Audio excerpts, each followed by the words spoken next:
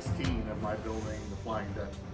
As many of you know, I have reached or exceeded the 10,000 subscriber level. So now I will be able to advertise some of the items that I used, and you can buy them online. It does not affect the price that you pay. It just gives me a little bit of a commission, which goes towards my hobby of building model ships. I have completed all the masts and the yards.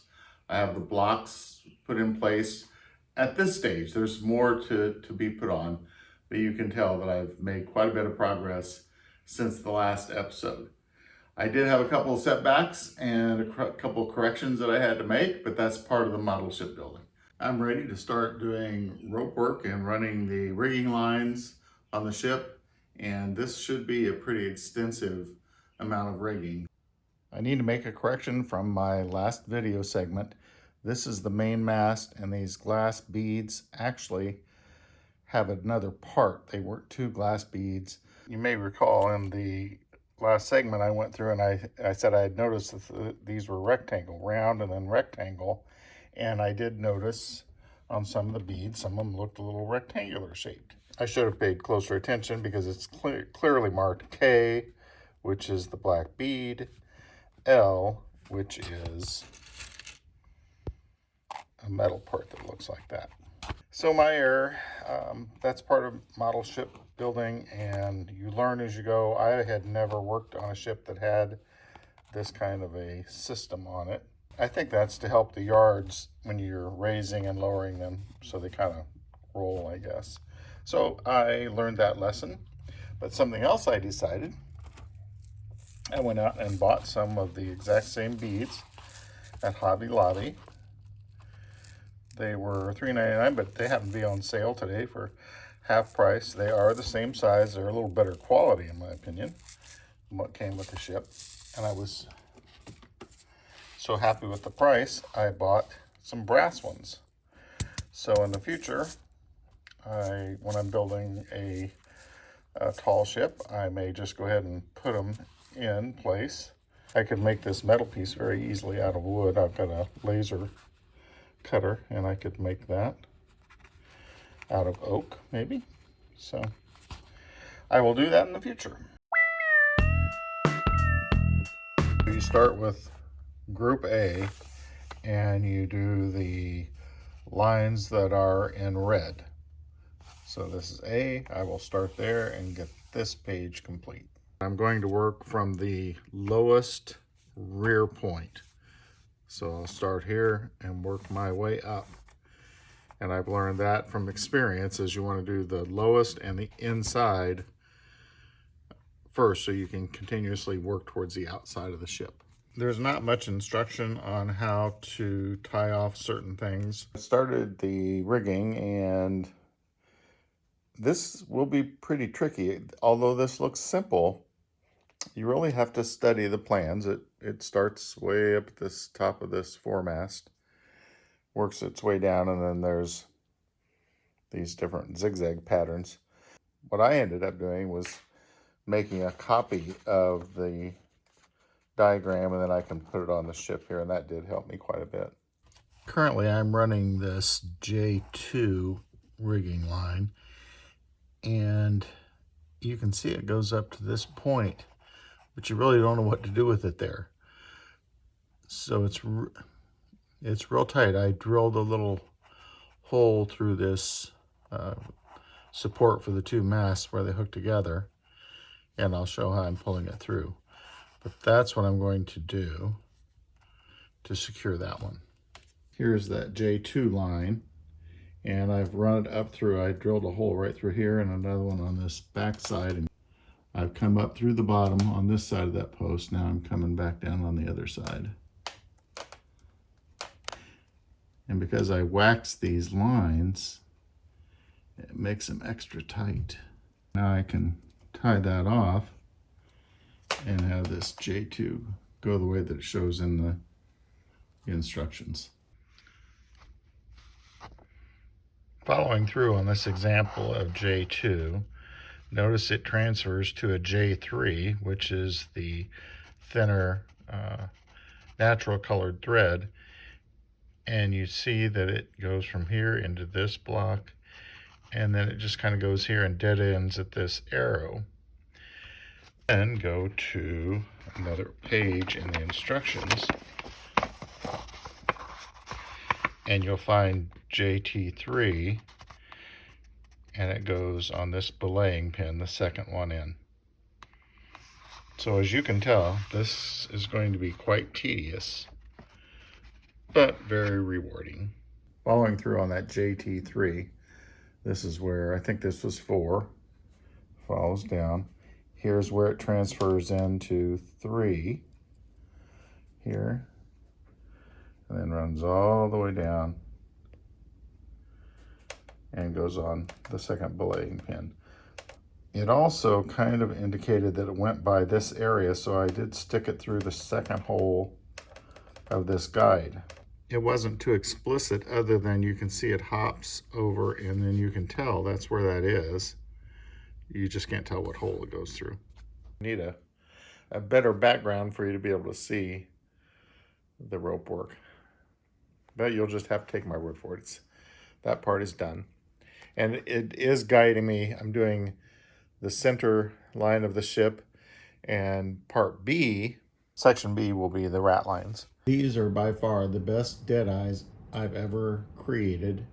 They're pretty much equal, and how I do it is this little contraption that I made here, and it's 2 wires. It goes through the top 2 holes on the lower section and the bottom 2 holes on the upper section. What I've determined is, instead of fighting all the little dead eyes and trying to get them lined up, I realized that if I make this clip the distance that I want, put it in the one eye of the fixed dead eye, make the loop, and then put the other dead eye in that does the same thing, and it's a lot less maneuvering. Here's a detailed look.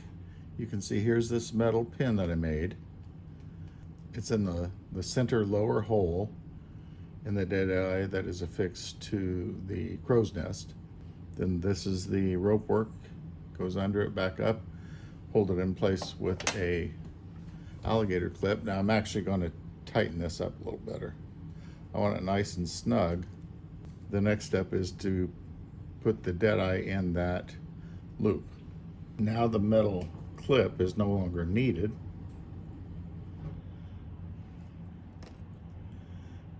And I have the loop the distance I want, so I can put in the dead eye.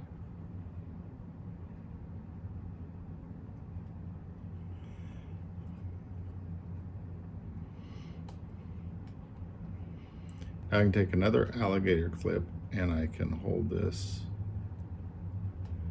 right where I want it. I've gone back and forth between using a square knot and a slip knot. I've gone back to the slip knot. Just depends on my mood, I guess, but right now it seems like the slip knot is working better for me. So I want to get that right at the top of that dead eye.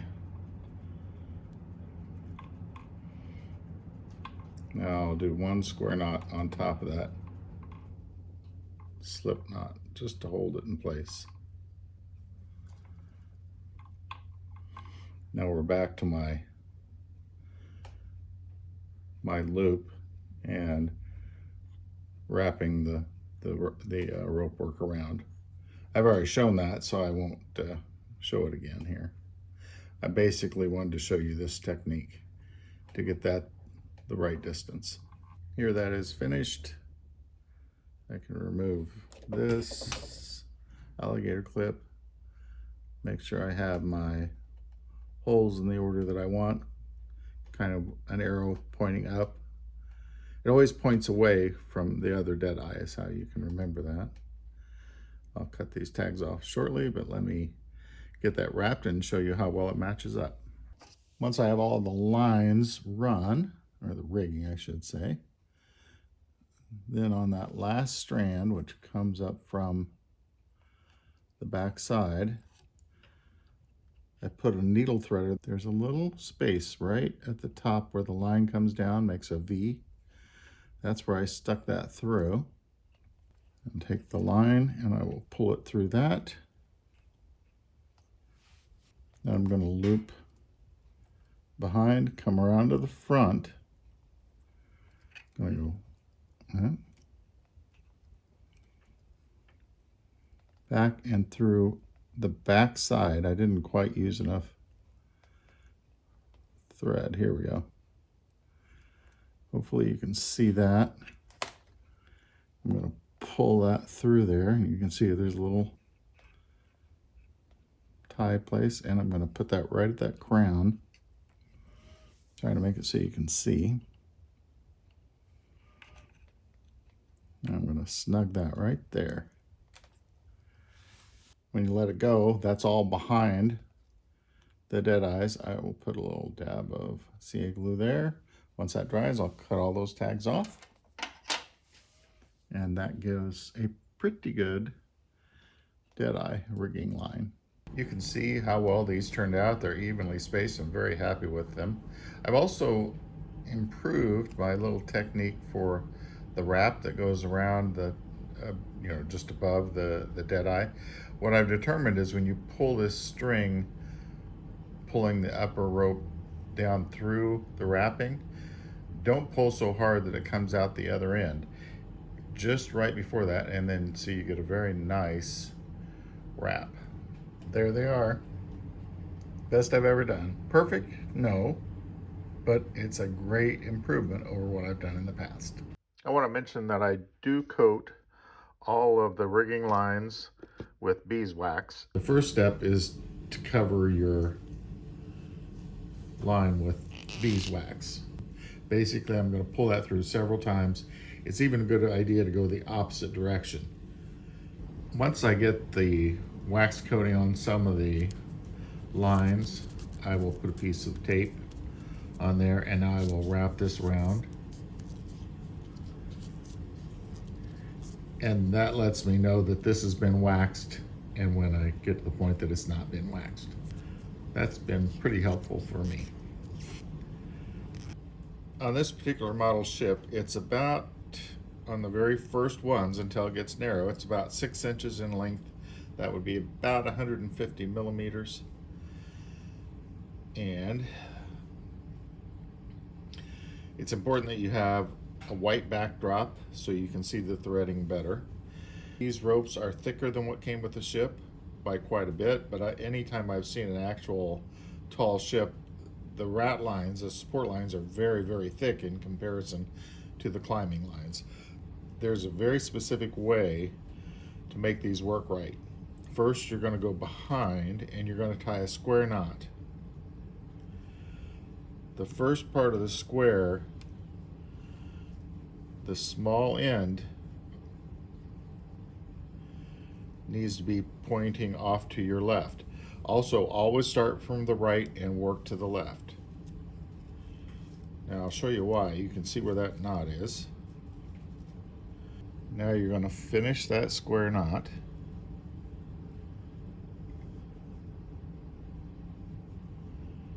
And you'll see when you bring that knot around the second time, the long piece is going from right to left. You're going to cinch this one pretty tight. The rest of this is quite simple. It has a little method. It's under, so I'm going behind the next rope, coming underneath. Now I'm going over, back out, and through. Then you're going to pull to the left, and I'm kind of holding this a little bit. It doesn't pull this rope over. It's amazing how well it works. Now, you will need to get a feel for it, and the more you do it, the better you will get. So I'm going behind, under, over, or I guess behind and over, and now through.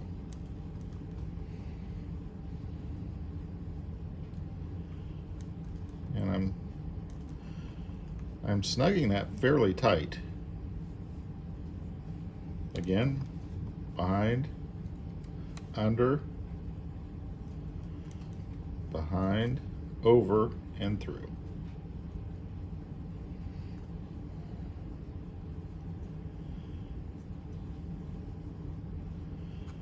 behind, under, over, and through. And you can see that 150 millimeter or 6-inch rope is just about the right length. I'm going to tack the two ends with just a little bit of CA glue. Because these cross lines are coated in wax, I'm going to take a hot air gun, heat it up a little bit, and that'll kind of melt the wax, then it'll solidify again. I think it will take away that, there's a kind of a dusty look to them, which is fine. I may keep that. And then if I see a cross line that is curved upward, which would not be accurate, when it's warm, I should be able to take this and have it sag downward.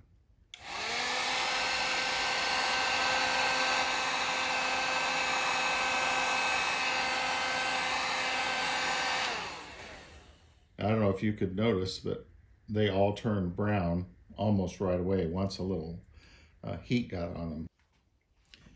When I get to the very top of these rat lines, and I don't know if you can see very well or not, but this top one, it's tied on this end and on this end. On that center one, I'm just passing behind it, because if you put a knot there, it's just going to be solid knots. So it will not look proper. You can pretty much do it on any of these rat lines once you get up to the top and there's just not enough space for those knots to be tied. I'm pleasantly surprised that I have section A of the rigging work all completed, as well as section 2. I have all the rat lines done. Let me show them to you. I didn't have really any trouble with them other than my normal imperfections that I have to put up with sometimes, but no major setbacks with anything. There's quite a few of them, each going up to each yard on the masts. Now on the instructions, it did not show one going all the way up to this very top mast on the main one. So I was full well happy enough to stop there, because it's a lot of rat lines to tie off. I want to mention how handy this workbench is, portable workbench from Win. If you're interested, I'll put a link off to the side. I get a small kickback, but it does not affect the price that you pay. But it's up high enough that I can do a lot of this rope work on this model ship.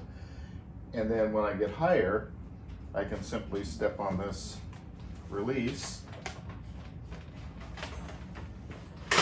and lower it down to the next level, and I'm not rising up and I'm not bending over. It just turned out to be a very handy tool to have in my. That completes part 16 of my building the Flying Dutchman, and it's coming along very well. The rigging with the rat lines has gone well. Now I've got a whole lot more rigging to run. That'll be in the next episode. This is Boiler Dan 1, as always. Thanks for watching.